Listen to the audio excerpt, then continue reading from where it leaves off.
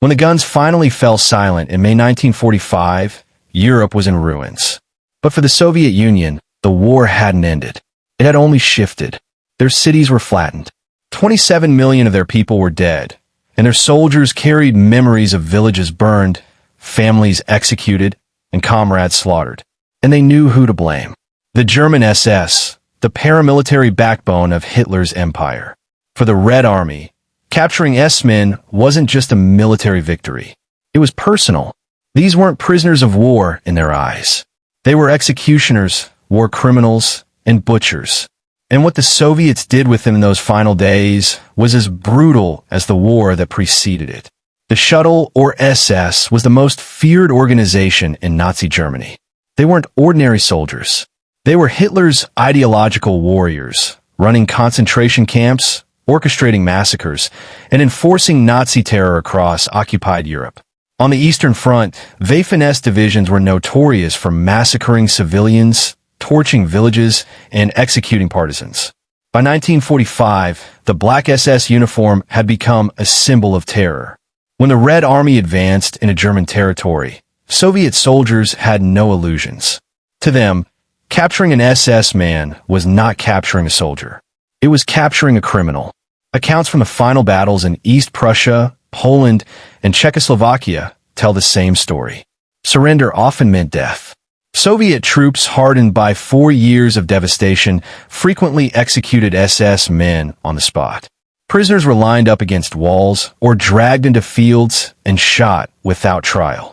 Those who survived immediate reprisals were often stripped of their uniforms, beaten, and paraded through villages as symbols of Nazi defeat. Civilians who had lost everything sometimes took their revenge directly, spitting on, kicking, or even killing captured SS men handed over to them by Soviet troops. For ordinary Wehrmacht soldiers, surrender meant captivity. For the SS, it often meant a death sentence. One Soviet officer later recalled, "We knew the graves, the ashes, the smell of burning bodies. When we caught the SS, no one wanted to guard them. We wanted them gone." This raw anger shaped everything that followed. Surviving SS prisoners weren't taken as honored captives of war. They were marked men bound for punishment. Many would never leave Soviet soil alive. For those not executed, the nightmare continued in a different form. They were herded into makeshift camps before being shipped east toward the gulags of Siberia, the mines of the Urals, and the frozen forests in the Soviet interior. Their weapons, their ranks, their power, all stripped away. The war for Europe was over. But for the SS prisoners of the Soviets, a darker war was just beginning. For many SS prisoners, captivity didn't last long. Once separated from regular Wehrmacht soldiers, they were often taken aside and executed. Reports describe Soviet units leading captured S-men into woods or ruins, lining them up and shooting them without ceremony. In some cases, they were killed in front of civilians as symbolic justice for the massacres carried out by SS units during the war. Entire groups of Waffen's men were wiped out this way.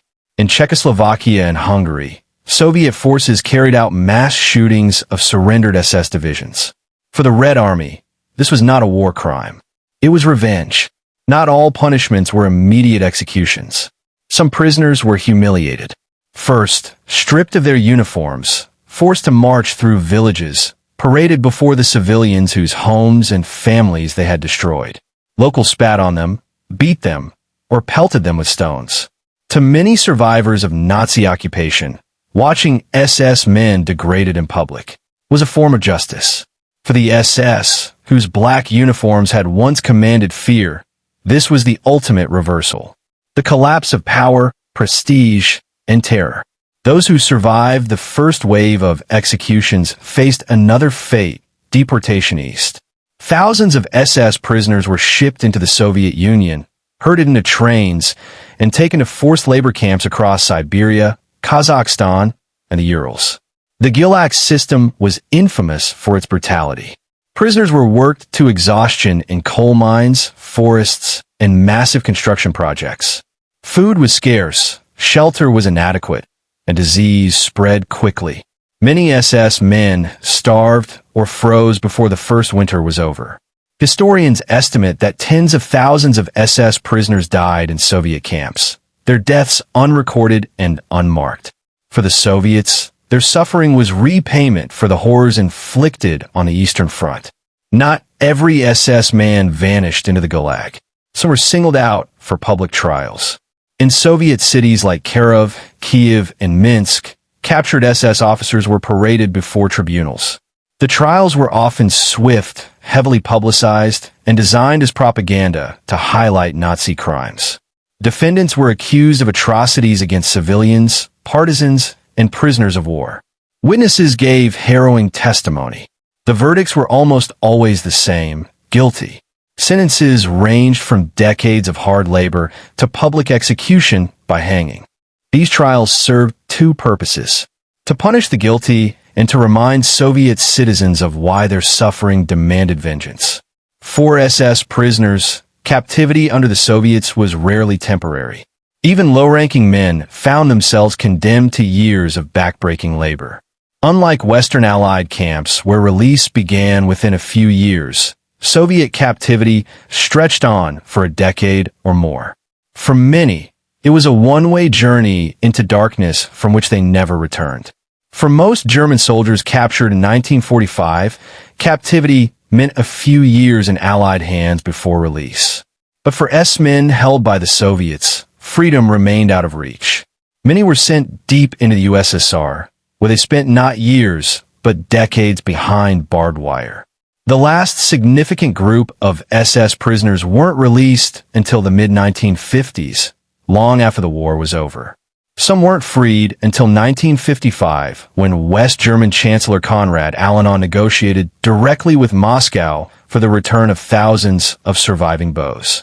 By then, many were broken men, their health destroyed by years of starvation and labor. Inside the camps, survival was brutal. Prisoners endured freezing winters in Siberia, sweltering summers in Central Asia, and endless work shifts in mines, forests, and construction projects. Food rations were meager, often just watery soup and bread. Disease spread quickly in overcrowded barracks. Those who showed signs of weakness were often left behind. Survivors later recalled that SS prisoners were singled out for the hardest tasks and received the least sympathy from Soviet guards. Mortality rates were staggering. Historians estimate that tens of thousands of SS men died in captivity, their graves unmarked in distant Soviet soil. Those who did return came back to a Germany that had changed completely. West Germans often greeted returning soldiers with sympathy, but SS veterans were treated differently. Their stories of brutal captivity did not erase their reputations as perpetrators of Nazi crimes. Many hid their SS pasts, blending into civilian life under false narratives of being ordinary soldiers. In East Germany, returning SS prisoners faced even harsher suspicion. They were watched closely, sometimes imprisoned again, and often barred from professions. Some survivors wrote memoirs decades later, describing their captivity in vivid detail. They spoke of endless hunger, the weight of chains, the fear of being executed at any moment. Yet few expressed remorse for their roles in the SS. Many framed themselves as victims, not perpetrators, further fueling debate about whether their suffering in Soviet captivity should evoke sympathy. For Holocaust survivors and Soviet citizens, these stories rang hollow. To them, the hardships faced by captured SS men were not tragedies, but consequences.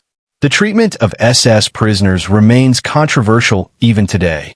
For the Soviets, it was justice, a repayment for the atrocities inflicted on their people. For historians, it blurs the line between justice and vengeance. While many S-men were guilty of crimes, others were low-ranking conscripts swept up in Nazi ideology. Yet they all faced the same fate. In the end, what the Soviets did to the SS was not mercy, not forgiveness. It was retribution. The black uniforms that once inspired terror became death sentences. And for thousands of men, captivity in 1945 was not the end of war. It was the beginning of another nightmare that lasted a lifetime. What are your thoughts on this? Let us know in the comments below. And if you like this video, Don't forget to like and subscribe.